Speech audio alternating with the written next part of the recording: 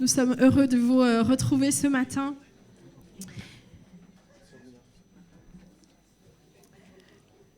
Merci notre Dieu, merci parce que c'est lui qui nous réunit encore tous ensemble ce matin.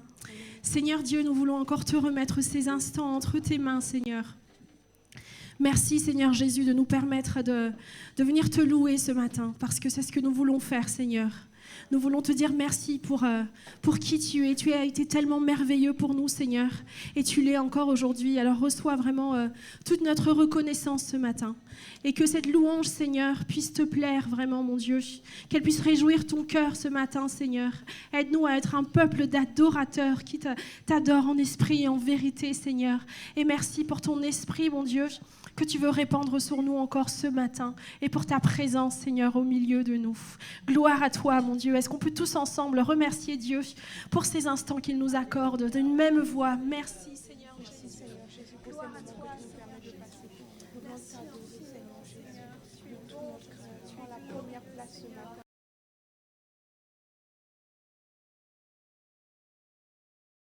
Commencer par proclamer que Jésus-Christ, il est notre roi et qu'il est vivant ce matin et que son esprit, il est en nous. Alors proclamons que Jésus est notre roi.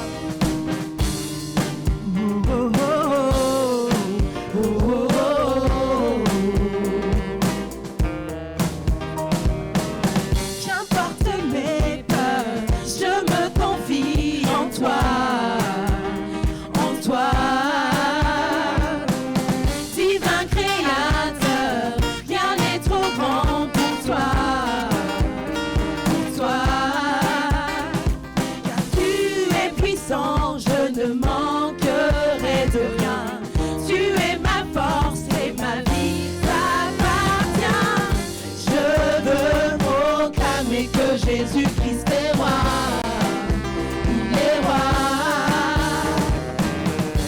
Il est vivant et son esprit est en moi. En moi. Oh, oh, oh, oh, oh, oh, en moi. Oh, oh, oh, en moi. Mes yeux sont sur toi, tu garderas mes pas, mes pas. Rien ne te surprend, tu veilles sur mes voies, car tu es puissant, je ne manquerai de rien. Tu es ma force et ma vie t'appartient.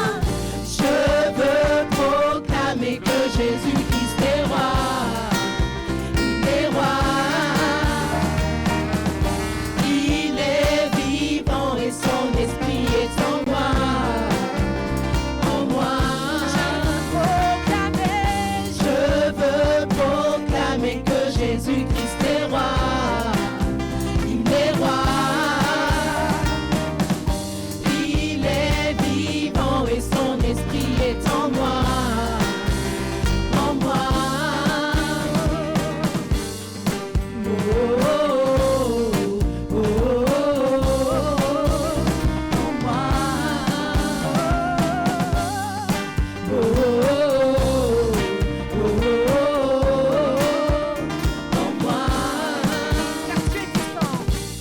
Puissant, je ne manquerai de rien.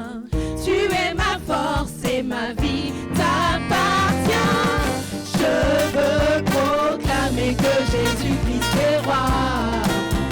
Il est roi. Il est vivant et son esprit est en moi. En moi. Oh, oh, oh, oh, oh, en moi. Oh, oh, oh, oh, en moi.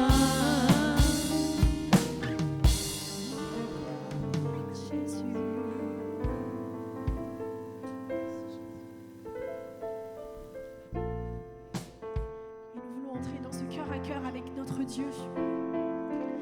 voulons tout simplement lui dire ce matin que nous l'aimons. Parce que c'est lui qui nous a aimés le premier et son amour pour nous est immense. Alors ce matin, je t'invite à lui dire que tu l'aimes toi aussi. Comment expliquer et comment décrire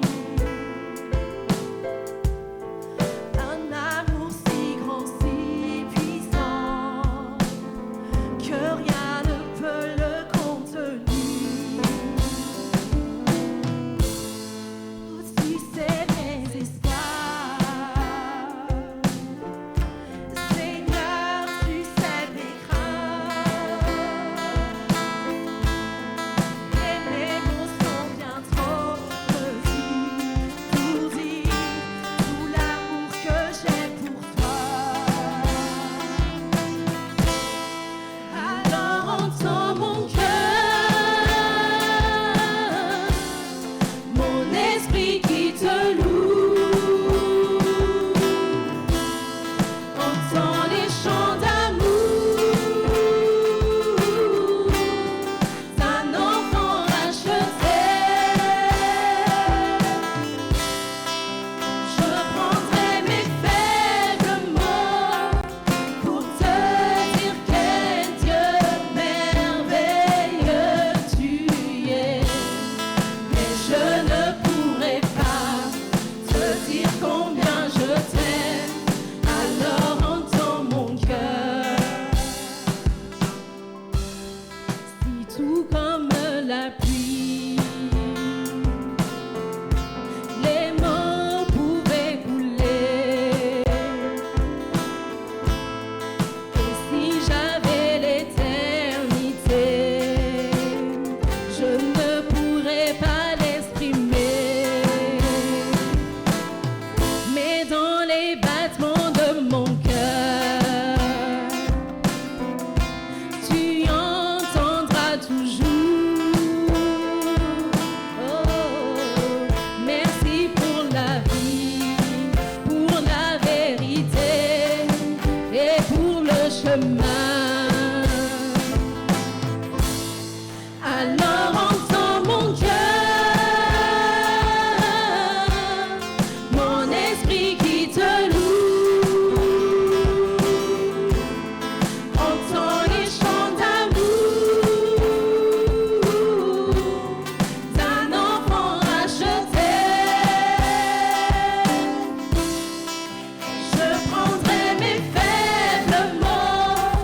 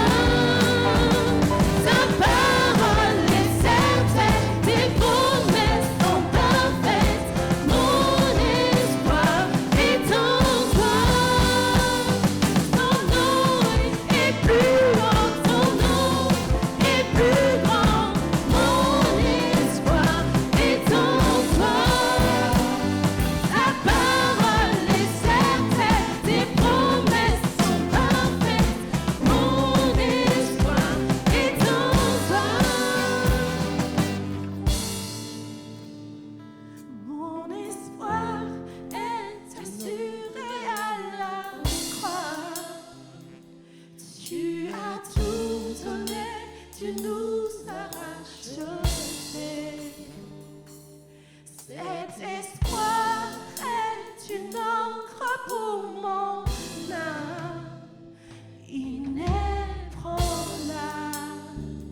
est notre Dieu.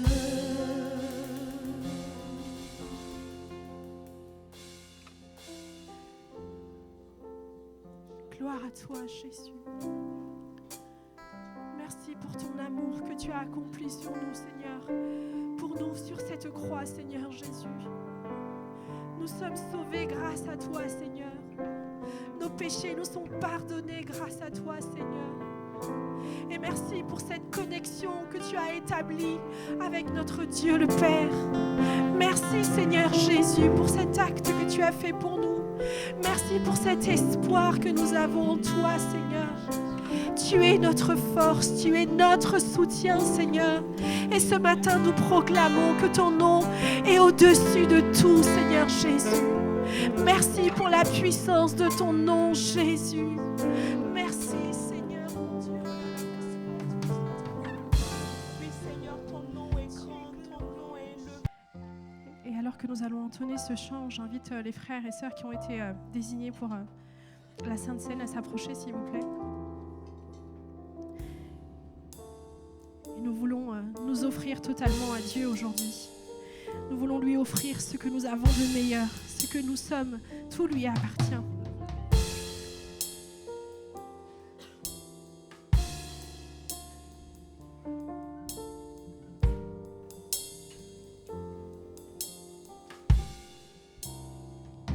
Je chanterai gloire à l'Éternel. Je chanterai louange à son nom. Je chanterai Dieu, mon essentiel. Je chanterai en l'honneur de son nom. Je viens t'offrir, Seigneur, ce que j'ai de meilleur. Je viens t'offrir ma vie. Oui, à toi, Jésus-Christ.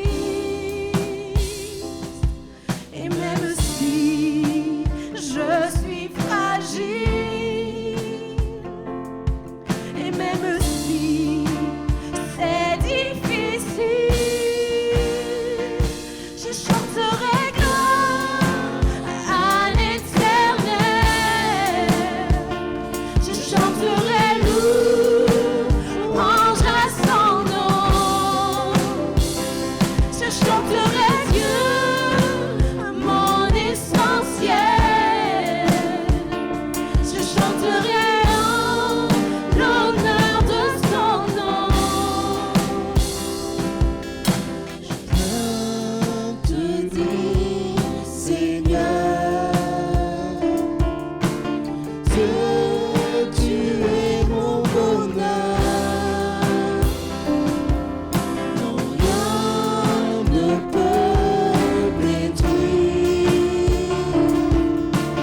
notre bel avenir. Et même si je suis fragile, et même si c'est difficile, je chanterai gloire à l'Éternel. Je chanterai louange à son nom. Je chanterai Dieu, mon essentiel. Je chanterai en l'honneur de son nom. Toute ma vie, je redirai que tu as donné ta vie.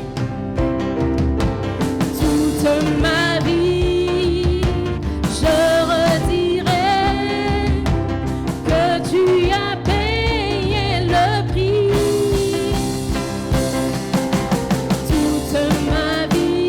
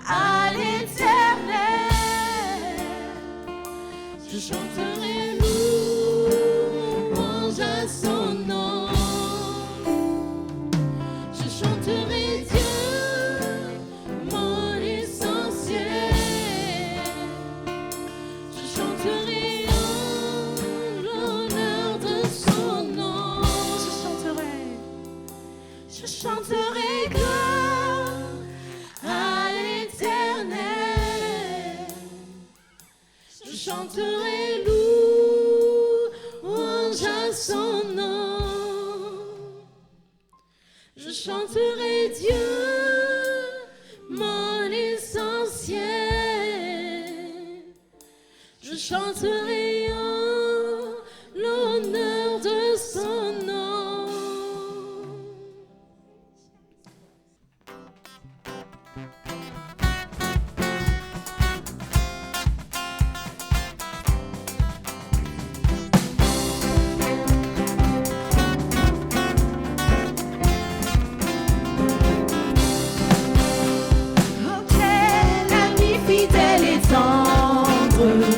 Nous avons Jésus-Christ, toujours prêt à nous entendre, à répondre à notre cri.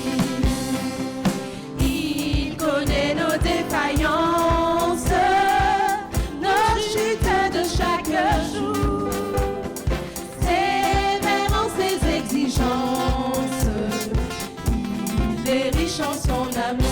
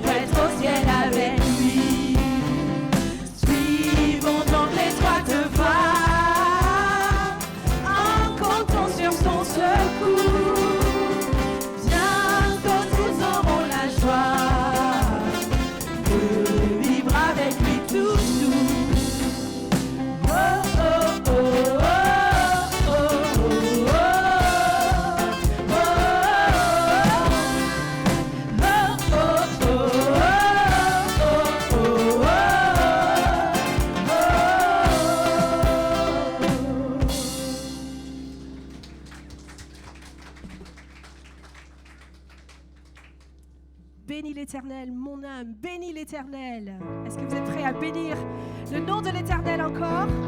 Amen.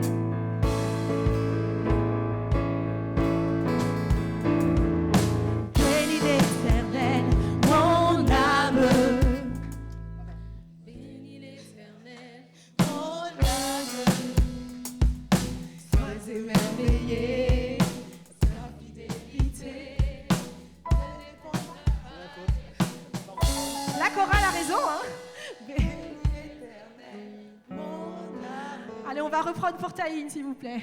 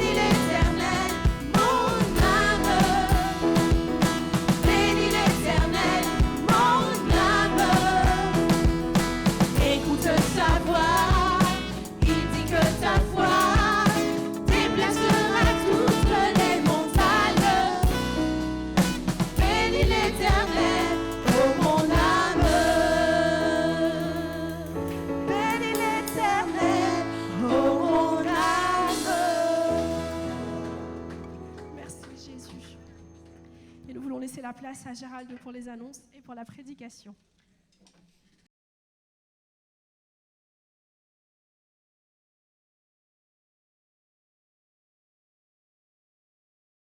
On va lire ensemble dans Ézéchiel, chapitre 47. Hélène va nous mettre le... Je n'ai pas fait de diaporama ce matin, ne m'en veuillez pas. Alors, je ne sais pas si vous êtes familier du livre d'Ézéchiel. Si vous voulez, il y a 3 grands prophètes qui se succèdent. Ésaïe, qu'on appelle un prophète avant l'exil. Il a prophétisé l'exil. Jérémie également, bien qu'il ait connu la déportation. Et Ézéchiel, qui visiblement donc, a vécu en déportation à Babylone. Et dans ces déportations, Ézéchiel va avoir des visions différentes, et notamment la vision d'une restauration du temple de Jérusalem. Alors, si on suit les prophéties bibliques, le temple de Jérusalem devrait être reconstruit. Alors, ne me demandez pas dans quelles conditions, parce que ça me semble tellement compliqué la région, je ne peux même pas l'imaginer sur le plan politique, le plan militaire, sur le plan des nations.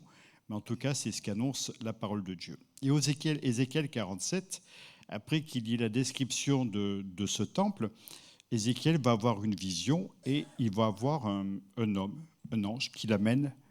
Il me ramena vers la porte de la maison. Et voici de l'eau sortait sous le seuil de la maison, car la face de la maison était à l'est.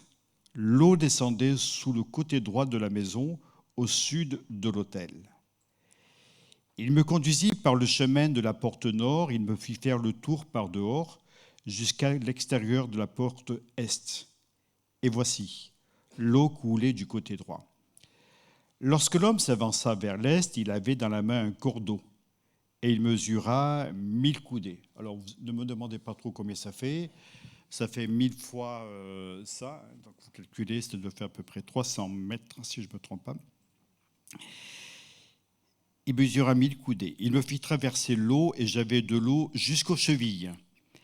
Il mesura encore 1000 coudées et me fit traverser l'eau, et j'avais de l'eau jusqu'aux genoux. Il mesura encore 1000 coudées, il me fit traverser, et j'avais de l'eau jusqu'aux reins. Il mesura encore 1000 coudées, c'était un torrent que je ne pouvais traverser, car l'eau était si profonde qu'il fallait y nager. C'était un torrent qu'on ne pouvait traverser. Il me dit, « As-tu vu, fils de l'homme ?»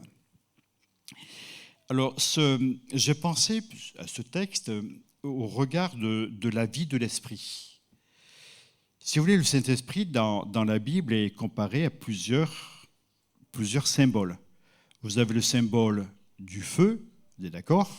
Le symbole du feu, le feu de l'esprit. Vous avez le symbole de la colombe, qui est un symbole qui est universel. Et vous avez le symbole de l'eau, enfin, il y a d'autres symboles encore, mais vous avez le symbole de l'eau. Et je n'ai pas pu m'empêcher de donner un titre à cette prédication. Alors j'avais hésité entre la leçon de natation d'Ézéchiel, puis je me suis dit, ouais, mais ça ferait un petit peu désordre pour un culte aussi tellement sérieux que nous vivons à Poitiers. J'ai préféré l'appeler « Le Saint-Esprit est un torrent dans lequel nous marchons ». Le Saint-Esprit est un torrent dans lequel nous marchons, d'où l'eau torrent. Ce texte va évoquer comme un rafraîchissement constant que nous trouvons dans la vie de l'esprit. Et Jésus, rappelez-vous cette parole qu'il a dit à un moment donné à Jérusalem, « Si quelqu'un a soif, qu'il vienne à moi et qu'il boive. » La vie d'esprit est donc un rafraîchissement constant pour notre âme dans notre relation avec Dieu. Et nous avons besoin de ce rafraîchissement constamment parce qu'il est là, il va nous inonder. Et je pense à ce texte que la Samaritaine va nous laisser dans la Bible, dans Jean chapitre 4. « Seigneur, donne-moi cette eau pour que je ne devienne plus puisé ici et que je n'ai plus soif. » Il y avait chez cette femme le désir, comme un désir de boire quelque chose qui rafraîchirait son âme. C'est une femme qui avait eu des complications dans sa vie. Elle aurait pu dire « ma vie est compliquée », comme la vie de beaucoup de gens d'ailleurs. Et cette femme, quand je lis le texte de la Samaritaine de Jean chapitre 4, si vous voulez, j'ai soif. Je ne sais pas pourquoi il me déclenche la soif, ce texte. Il est parlé d'eau, l'image de l'eau est très très forte, et cette Samaritaine, on a l'impression qu'elle a soif. Elle vient au moment le plus chaud de la journée pour venir puiser de l'eau à une fontaine, à un puits qui est là. Elle vient pour puiser de l'eau, elle a soif, et on se rend compte que c'est quelque chose qui va... Jésus même dira « Femme, sers-moi à boire », etc. Si vous voulez, on a l'impression de quelque chose qui est fort, qui tient tout le monde, là, cette soif. Et c'est vrai qu'Alexis évoquait le mont Hermon dans le nord d'Israël, donc à la frontière de la Syrie, du Liban et d'Israël. Et c'est vrai que dans cette région-là, l'eau, autant nous la gaspillons, quoique maintenant nous faisons attention, mais dans cette région, l'eau est vitale. Et d'ailleurs, le mot qui désigne l'eau en hébreu est un mot qui signifie le don de Dieu, quelque chose de fort, le don de Dieu, parce qu'on ne peut pas se passer de l'eau. Et la Samaritaine disait « Seigneur, donne-moi de cette eau pour que je n'ai plus soif et que je ne vienne plus puiser ici. » Autrement dit, il y a en elle non seulement une soif physique, mais une soif spirituelle telle qu'elle est prête à parler avec un inconnu, parler avec quelqu'un qui va la désaltérer. Et Jésus lui dira, quiconque boira de cette eau n'aura plus jamais soif. Et c'est quelque chose de fort pour elle, qu'elle va saisir, qu'elle va recevoir.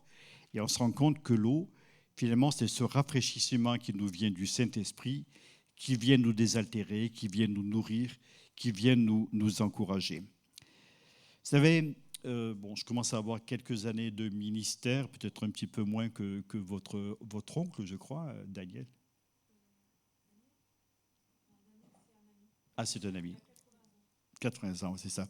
Bon, puis là, je sais qu'il était reconnu pasteur avant moi, quoi, je ne sais pas trop. Bon, enfin bref. Et c'est vrai que plus on grandit, plus on prend de l'âge dans le service de Dieu, et plus on éprouve ce besoin d'une authenticité, d'une simplicité dans les voies de Dieu. Et il me semble très important de réaliser que seule la source du Saint-Esprit peut nous désaltérer. On pourra faire ce que l'on veut dans une église, et je trouve qu'on vit des moments forts entre nous, des moments sympas, des moments glorieux, où on se fait énormément de bien. J'ai beaucoup apprécié la louange ce matin. Valérie, merci pour le travail que tu as fait avec tes collègues et les musiciens. Mais on a besoin de choses de plus en plus authentiques. Et peut-être même réaliser cette simplicité de l'Évangile.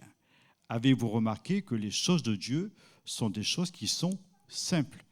Souvent, nous les compliquons par nos attitudes, nos comportements, notre manière de penser. Mais on pourra mettre ce que l'on veut dans l'Église si le Saint-Esprit n'a pas sa place. S'il n'y a pas ce rafraîchissement spirituel, cette source d'eau vive qui vient du Saint-Esprit, on restera sur notre soif. Est-ce que vous pouvez dire amen à cela? Est-ce que vous le savez et est-ce que vous le réalisez? Alors, quand on lit ce texte, tu peux nous le remettre ou tu peux le laisser. Je reviens un petit peu avant, là. Tac. Si de l'eau sort, etc., le verset suivant, s'il te plaît. Encore. J'avais de l'eau jusqu'aux chevilles. C'est pas beaucoup. Il y a un petit filet d'eau qui a l'air de couler. En tout cas, nous sommes au bord de ce torrent. L'eau descend, elle coule. Et il y a de l'eau jusqu'aux chevilles. J'ai pensé à la marche dans l'eau. Je ne sais pas si ça vous arrive de marcher dans l'eau. Moi, je sais qu'on aime bien aller se baigner en rivière avec Hélène, dans des gorges, etc. C'est magnifique quand il y a de l'eau, parce que maintenant, c'est un phénomène qui se raréfie. Et quand je pense à la marche de l'eau jusqu'aux chevilles, je ne peux pas m'empêcher de penser à la marche dans la vérité, avec l'esprit de vérité. C'est une nouvelle façon de marcher dans les voies de Dieu. Nous marchons dans le vrai. Et Galates nous dira, au Galates chapitre 5, verset 16, « Marchons selon l'esprit ». Et on apprend à marcher selon les sollicitations intérieures que nous communique le Saint-Esprit. Et quand on est en relation avec Dieu, on marche droit. Non pas ballotté de droite et de gauche à tout vent de doctrine. Parce qu'il y a des fois des choses qui sont très attrayantes à écouter, mais qui finalement n'inspirent en rien sur les choses de Dieu. Et on se dirait, qu'est-ce que c'est magnifique cette parole, mais dans le fond, ça ne correspond pas du tout à ce que l'Esprit de Dieu veut nous communiquer. Et parfois, on se fait énormément de mal à écouter n'importe quelle doctrine, n'importe quelle chose qui nous est donnée, et ça nous empêche de marcher droit dans les voies de Dieu. Notre caractère doit être soumis au Saint-Esprit. Parfois, on serait tenté de ce que notre caractère nous conduise dans telle ou telle direction. Puis on va justifier en disant, ben oui, c'est ma culture, oui, c'est mon éducation, oui. Je vous ai dit, j'étais pasteur d'une femme qui était corse. Alors on allait dire, ouais, les Corses, qu'est-ce qu'ils t'ont fait? Ils m'ont rien fait, les Corses. Mais si vous voulez, elle avait un sale caractère et elle me disait, oui, mais ce n'est pas de ma faute, je suis corse. Un jour, je lui dis, oui, mais le Seigneur vous pardonne. Hein. C'était compliqué dans ma tête quand elle disait ça. On n'a pas à avoir cette instabilité de caractère, hein, et surtout en faire profiter les autres. Ce qui est important n'est pas tellement ce que je pense, mais ce que pense la parole de Dieu. Ce qui est important, ce n'est pas mon caractère, mais c'est plutôt le caractère divin. Ce qui est important, ce ne sont pas les pulsions de mon âme, de mon cœur, de mes envies.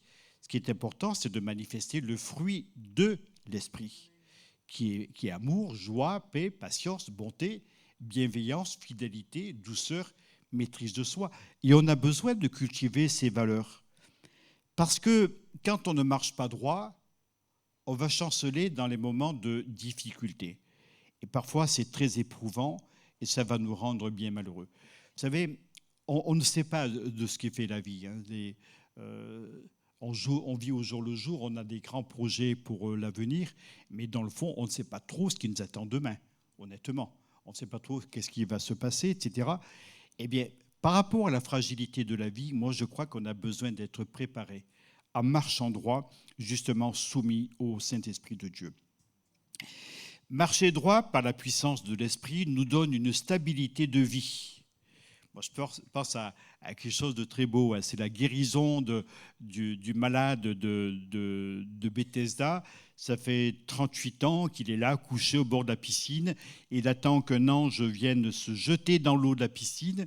Ça se passe en Israël, la piscine de Bethesda.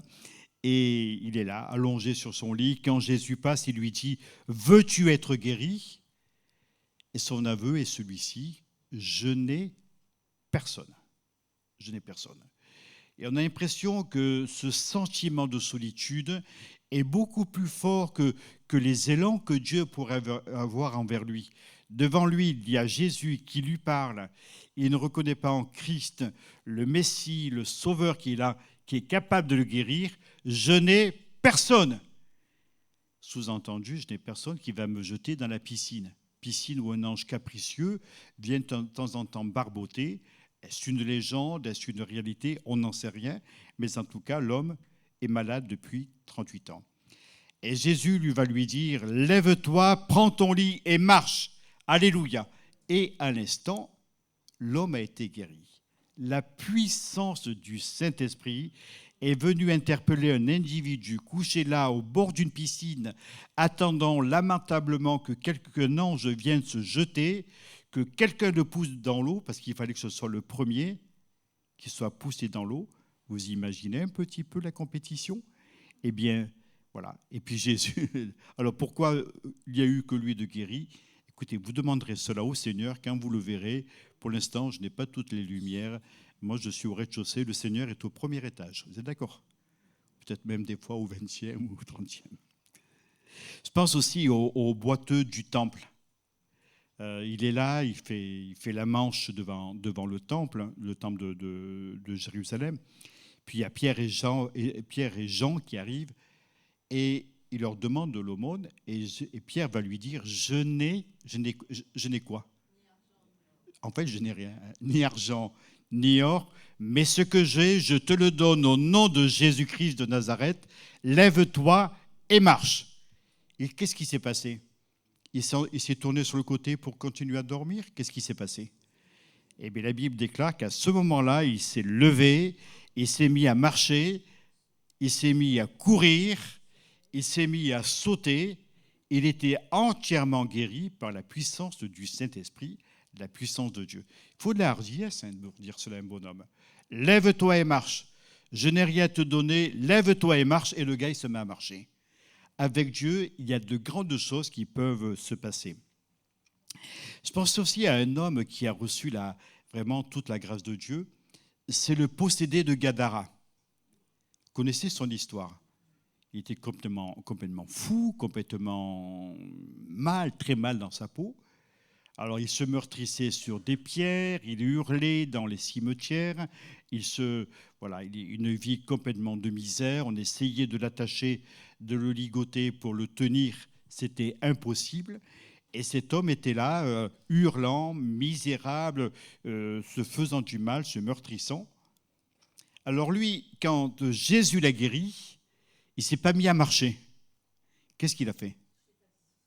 Il s'est assis. Il s'est assis. Et curieusement, autant on voit les paralysés se mettre à marcher, là on voit un bonhomme qui marchait trop, être assis par la puissance de Dieu. Alléluia! Mais moi, ça me fait plaisir de voir ça, parce que dans cette position assise, il va être plein de stabilité. La Bible déclare qu'il était nu, meurtri, il n'arrivait pas à... Enfin, c'était un fou, quoi. Et là, il est vêtu et dans son bon sens. Quel beau témoignage. Quel beau témoignage. Et quand on lit des choses comme ça dans la parole de Dieu, on se dit, on a un grand Seigneur. Vous le savez que vous avez un grand Seigneur? Alors, pendant que j'avale un petit peu ma salive, je vous laisse vous dire les uns aux autres, on a un grand Seigneur. Je vous écoute. Et vous avez même le droit de me le dire à moi, parce que vous savez, des fois, j'ai besoin de l'entendre aussi. Ouais, on a un grand Seigneur, un Seigneur qui nous aime. Ah, j'ai remarqué, quand je fais ça, c'est la récréation. Mais voilà. Si vous voulez, c'est un peu comme la télé. Pub, et hop, on repart. Lisez, Pentecôte, etc. La puissance de Dieu doit nous aider à marcher droit et à être des vainqueurs. Je redis cette phrase. La puissance de Dieu doit nous apprendre à marcher droit et à être des vainqueurs. Et puis, l'homme va conduire le prophète plus loin. Et l'eau va monter, et il y a de l'eau jusqu'aux genoux. Les genoux. Quand vous pensez genoux, vous pensez à quoi? Nous, on a été dans une... Même quand on était à Paris, avec la Mars, c'était ça. Où aux réunions de prière, on se mettait à genoux. Vous avez connu ça, les vieux de mon âge? Et je me souviens, notamment dans la grande église de Rouen, quand on arrivait le mardi soir à la réunion de prière, vous aviez des bacs remplis de coussins. Chacun prenait son coussin. Tolon, tolon, tolon. Moi, j'en prenais 2. Tolon, tolon, tolon, parce que j'aimais mes aises. Un coussin par terre pour les 2 genoux, un coussin pour la chaise, sur la chaise, pour mieux appuyer ses coudes. Et oui, c'était stratégique, et puis c'était normal, j'étais un des pasteurs, donc il fallait que je prenais soin de moi. Les genoux évoquent la vie de prière. Ils doivent plier devant Dieu. Tout genou se fléchira, se pliera devant Dieu. La vie de l'esprit entraîne une nouvelle relation avec Dieu dans la prière et dans la connaissance de Dieu. C'était le verset suivant. Merci beaucoup. Alors, cela se voit dans l'adoration. Vous savez comment on reconnaît un chrétien adorateur d'un chrétien pas adorateur? Un chrétien adorateur, il le porte sur son visage, dans ses paroles, dans son comportement. Ce n'est pas forcément de chanter des cantiques à tout bout de champ, c'est d'avoir une communion avec Dieu. Et des fois, vous sentez des gens, vous dites, lui, c'est un adorateur. On le sent.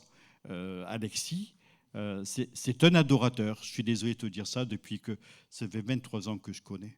Tu étais jeune à l'époque. Marquez-moi aussi. Enfin, un peu plus. Enfin, un peu moins. Enfin, un peu plus. Un adorateur est quelqu'un qui va avoir une autre manière de vivre. Je dirais que ça ne s'explique pas. Ça se voit. Je regrette parfois que, bon, ça va, on a la chance côté ici à Poitiers, parce que bon, vous êtes des gens charmants, j'ai jamais eu des gens aussi gentils. 23 ans que vous me supportez, donc vous êtes très gentils. Vous savez, parfois, quand on arrive à une salle de culte, souvent, on connaît la direction de la salle de culte en suivant des gens qui font la tête. Et on dit ça, ce sont des chrétiens qui vont au culte. Mais malheureusement, c'est vrai. Et quand quelqu'un est un adorateur, moi je me souviens, on cherchait une salle de culte au Mans avec Hélène, on allait au mariage de nos neveux. Puis, bon, on ne sait pas où c'était, donc vous avez dit c'est un endroit, puis bon, on ne trouvait pas. Puis on voit une jeune femme pétillante de vie, heureuse, on aurait dit Valérie un petit peu, être toujours heureuse de vivre. Voilà, quelqu'un qui était là, on lui dit « Bonjour madame, est-ce que vous pourriez nous indiquer la salle de culte ?» Ben justement, j'y vais. Vous êtes de la famille du marié ? Oui, oui, c'est notre neveu. Ah, suivez-moi. Waouh ! Qu'est-ce qu'elle était sympa. Vous savez que ça vous donne envie d'aller à la réunion ? C'est fou, hein ? Quand vous voyez quelqu'un qui est souriant, qui est sympa, qui est accueillant, et puis après, bon, on l'a mieux connu, et on a découvert quelqu'un de vraiment chouette, vraiment très bien. Et quand j'étais pasteur dans cette église, quelques années plus tard, eh bien, c'est un des conducteurs de louanges. Mais je dirais que toute sa personne était une louange. Je dirais que c'était une adoratrice. On n'a pas envie d'être un adorateur, avoir un cœur d'adorateur.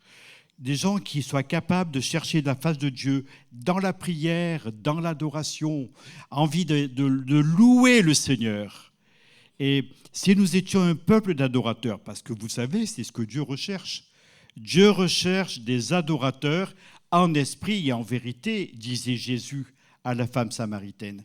Et l'adoration, là où vous êtes assis, dans votre quotidien, faisant votre vaisselle, faisant votre boulot, conduisant votre bus ou autre chose, vous pouvez être un adorateur.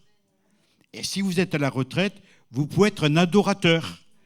Et si vous êtes tout jeune et vous allez à la fac pour composer, eh bien, vous pouvez être un adorateur. Et si vous êtes un adorateur, ça se voit, ça s'entend, ça se renifle, ça se ressent. Vous m'aidez là ? Vous m'en donnez encore un petit peu ? Voilà, c'est ça, être un adorateur, être différent.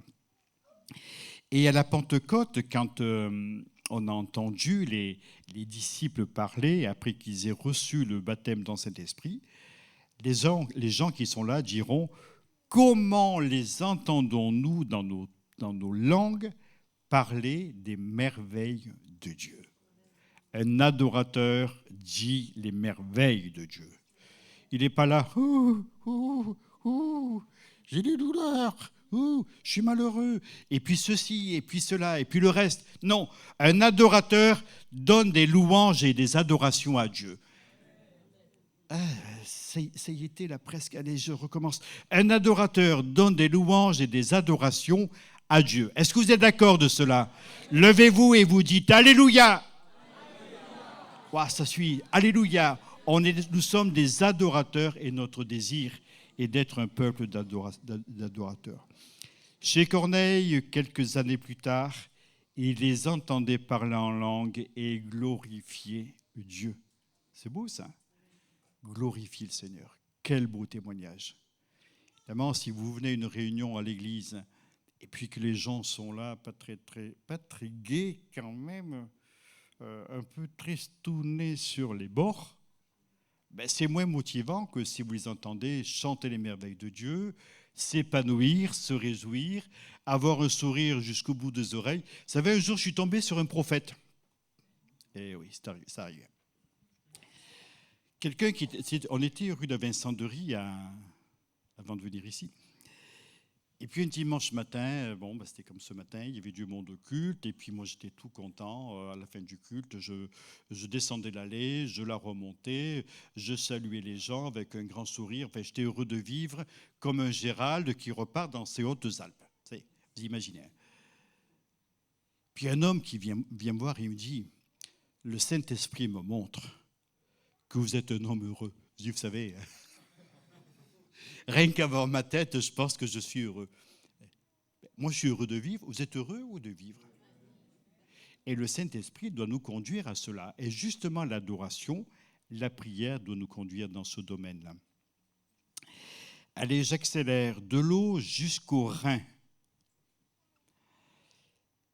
Là, je parlerai de la marche dans la sainteté et la sanctification. Vous savez, les reins sont le symbole de la vie de l'homme. D'ailleurs, le rein est très important. Je peux vous faire un cours d'anatomie, mais c'est vrai que les reins sont très importants chez l'homme. Et notre vie tout entière doit être immergée dans la vie de l'esprit. Non seulement notre corps, mais également nos pensées, notre manière d'être.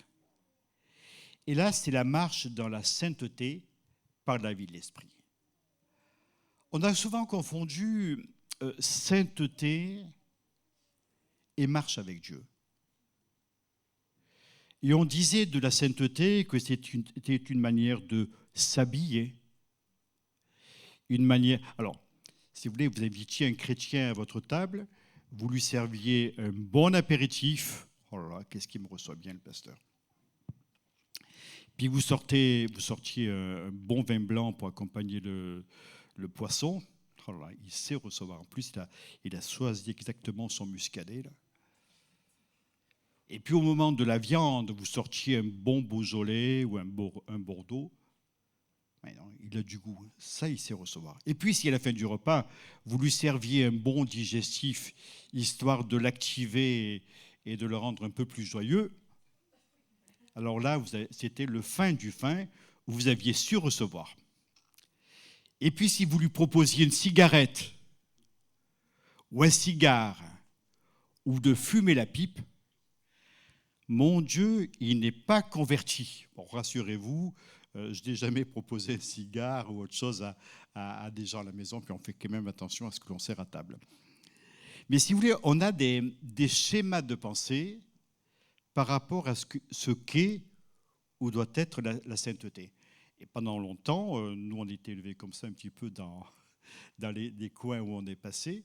Ben, il fallait avoir pour les femmes, ça ciblait toujours les femmes. Il fallait avoir une jupe largement sous le genou. Alors vous aviez des mollets poilus qui dépassaient là, et voilà. Puis c'était la sainteté, c'était parfait, c'était ça. Mais c'est curieux qu'on rattache la sainteté à des bouts de tissu. C'est dingue quand on y pense. Puis alors bon, je vous passe beaucoup de choses de passage parce que bon, en presque 50 ans dans le ministère, on a entendu parler d'autres trucs et même bon. Ce qui fait que, si vous vouliez être un bon chrétien, il fallait avoir le look. Moi, je me souviens d'une dame, j'étais son pasteur, et elle vendait du maquillage. Elle me dit, mais vous savez, j'en vends aux filles de l'église, mais je leur demande, quand elles viennent au culte, de ne pas mettre ce maquillage.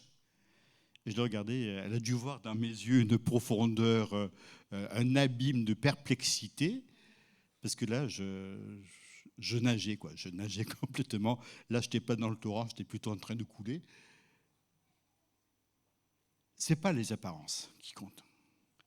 C'est ce qu'il y a au fond de nous. Et parfois, je pense qu'il vaut mieux mettre un nœud à notre langue. Peut-être qu'il sera pioché ou coupé dans la longueur de la jupe ou du pantalon ou de ce que vous voulez. Parce qu'il y a tellement d'hypocrisie dans ce domaine-là. La vie de l'esprit nous affranchit de tout cela. Alors, c'est bien sûr, il faut pas faire n'importe quoi. Si vous venez au culte en short le dimanche matin, enfin en short, ça ne me gêne pas, mais si vous n'avez qu'une tenue de plage, bon, écoutez, on proposera de vous amener à Royan, mais pas l'église évangélique de Poitiers.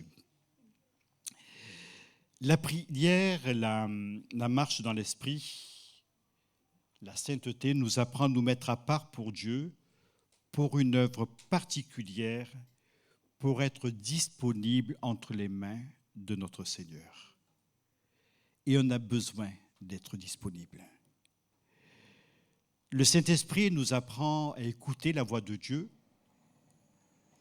je dirais d'une manière personnelle, intuitive et extrêmement profonde. Quand nous écoutons la voix de l'Esprit, ce n'est pas qu'on va avoir des révélations sur des choses ou autres, parce que ça peut exister. Mais quand on écoute la voix de l'Esprit, on entend des secrets que Dieu nous communique. Et si on apprenait à avoir un cœur à cœur avec Dieu, un cœur à cœur où on apprend à le comprendre, à ce qu'il nous parle, nous lui parlons. Alors c'est vrai que nous sommes des bavards, nous parlons beaucoup. Et quand nous prions, souvent nous parlons beaucoup. Mais si on apprenait aussi à écouter la voix de Dieu, qui doucement va nous parler Je pensais un petit peu à Élisée qui était sorti de la caverne au moment où Dieu passait. Et Élie va entendre la voix de Dieu qui lui parle et qui le réconforte et qui l'encourage, tout simplement parce qu'il s'était mis en disposition d'esprit et de cœur. Et si Dieu nous parlait? Ou plutôt, si on lui laissait l'opportunité de nous parler. Je me disais, Saint-Esprit, parle-moi. Inspire-moi, non pas sur la vie d'un tel ou la vie d'un tel, non, ça vaut rien, ça. Inspire-moi sur ce que je suis. Inspire-moi sur ce que toi tu es. Et puis j'invite mes collaborateurs, la douzaine que nous sommes, à chercher la face de Dieu, quand vous préparez vos prédications, vos messages, que vraiment le Saint-Esprit vous donne le message de Dieu. Ce qui est important n'est pas de prêcher un dimanche matin ou une réunion de semaine. Ce qui est important, c'est de donner le message que le Saint-Esprit nous communique.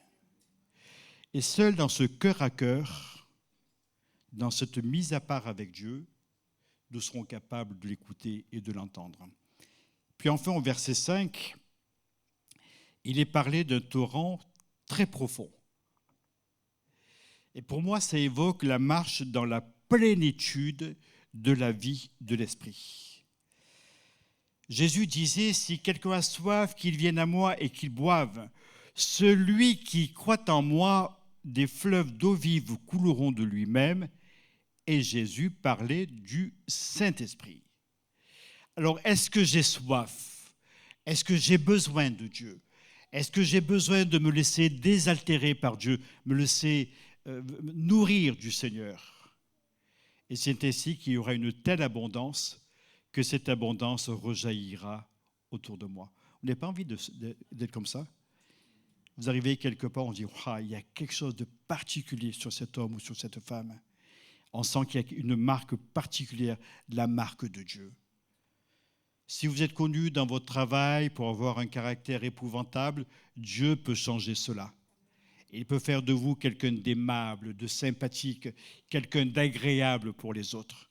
Oh, non pas pour les dorloter dans leur misère, non, pas ça, mais leur apporter un rayon de soleil, peut-être un débordement de la vie de l'esprit pour les désaltérer, pour les nourrir, pour leur faire beaucoup de bien. Et Dieu veut nous donner cette plénitude qui nous emporte comme un torrent de bénédiction. Alors, je n'ai pas fait de diaporama ce matin, j'étais feignant comme une couleuvre, vous savez, j'anticipe le vainqueur, je me repose avant de partir. Du coup, je n'ai pas fait de diaporama. Par contre, je vais y travailler sur le diaporama, mais que je n'ai pas terminé. Et j'avais sorti des vues sur la Durance. Vous savez ce que c'est que la Durance? Ah, la Durance. C'est une rivière qui part des montagnes des Hautes-Alpes et qui va descendre, qui va traverser tout le département des Hautes-Alpes, qui va aller jusqu'au Rhône, à proximité de Marseille, à proximité de son embouchure. Voilà. Et c'est une rivière qui est domestiquée, qui est enrayée, etc., etc. Elle a perdu de sa puissance et de sa majesté, mais avant les barrages. Avant les barrages. Vous la voyez, c'est tumultueux. Une eau qui est limpide, qui coule. Et quand vous montez vers ces sources, vous voyez une eau qui est superbe. Vous la regardez par transparence, c'est fascinant. Vous la buvez, elle est douce, dans le sens véritable du mot. Alors je sais qu'en France, notre eau fiche le camp, je le sais. Je sais qu'il y a beaucoup de misère par rapport à notre eau, mais si en même temps nous voyons l'eau de notre robinet, de nos rivières, comme étant un don de Dieu, vous vous rendez compte qu'est-ce qui pourrait se passer? Tellement beau d'apprendre à conserver l'eau, la protéger, vraiment, en réalisant qu'elle est là pour nous désaltérer, et surtout si nous la réalisons comme étant le symbole de l'esprit, alors ce sera pour nous une grande bénédiction. Mes frères et mes sœurs, dans quelques minutes, je suis en vacances. Oh, t'en es lourd, Gérald. Elle faisait raison. Mais en tout cas, j'aimerais vous dire, comme toujours, que je vous aime énormément. Je suis très heureux d'être votre pasteur. On a réfléchi à un truc avec Hélène, parce que là, cette année, on va faire 49 ans de mariage. Donc après 49, il y a quoi? Wow. Vous avez appris tout ça. Donc en 2024, nous aurons 50 ans de mariage. Et on a envie de faire la teuf avec chacun d'entre vous. Alors, marquez déjà sur votre agenda, ça sera vers la fin août, septembre. On va bosser, parce que... Et vous allez nous aider? Enfin, le oui, il est faible, mais c'est pas grave. Voilà, donc préparez-vous à ça. Tellement heureux que vous soyez avec nous. 23 ans de bonheur, 23 ans de rire avec vous, de joie de vivre. Pouf. Puis ça sera peut-être en même temps le moment de notre départ. On cumulera plusieurs choses. Ça sera notre pot de départ, même si on restera à Poitiers, et ce sera notre anniversaire de mariage. Marquez dans votre agenda. Notez cela, c'est tellement, tellement, tellement important. Que Dieu vous bénisse. Pour ceux qui partent en vacances, bonnes vacances. Pour ceux qui partiront en août, bonnes vacances en août. En tout cas, que le Seigneur vous aide et surtout, soyez heureux. Faites comme les enfants, heureux. Vous continuez à l'âge adulte. Soyez heureux. On prie ensemble. Valérie, as-tu un chant à nous proposer? Comment? Ouais. Eh bien, vous allez pouvoir vous mettre en place. Pendant ce temps, je vais prier. On s'incline si vous le voulez bien. Quelle bénédiction, Seigneur, de savoir que tu es un Dieu d'abondance, qui pourvoit en abondance à tous nos besoins, non seulement sur le plan matériel et physique, mais aussi particulièrement sur le plan moral et particulièrement sur le plan spirituel. Tu nous donnes, Seigneur, ce dont nous avons besoin. Et ce matin, je veux venir savoir capter à la source, dans l'eau torrent, dans la présence de Dieu, je veux savoir prendre et capter ce dont j'ai besoin pour mon âme. Seigneur, merci pour ces temps de rafraîchissement que nous avons constamment avec toi. Et je t'ai prié, mon Père, je t'ai prié au nom de Jésus, celui qui nous a sauvés et qui a répandu sur nous l'autorité de l'Esprit. Amen. Amen.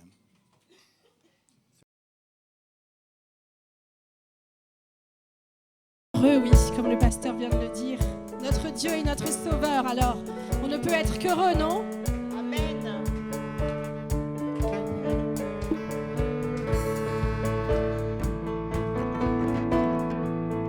Miséricordieux, grâce incomparable, amour véritable, je t'exalte, tu es, ô Jésus, Dieu sauveur.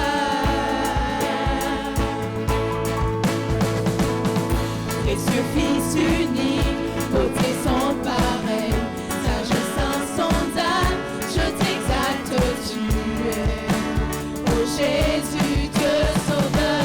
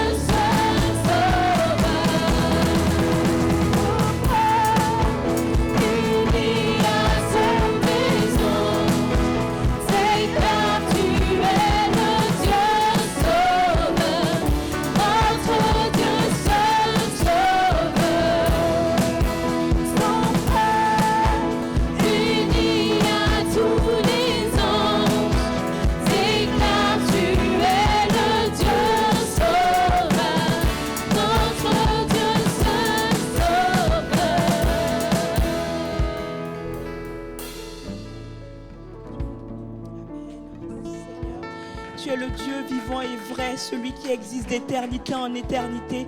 Tu es le seul digne de notre louange, notre adoration, Seigneur. Merci parce que ton esprit vit en nous.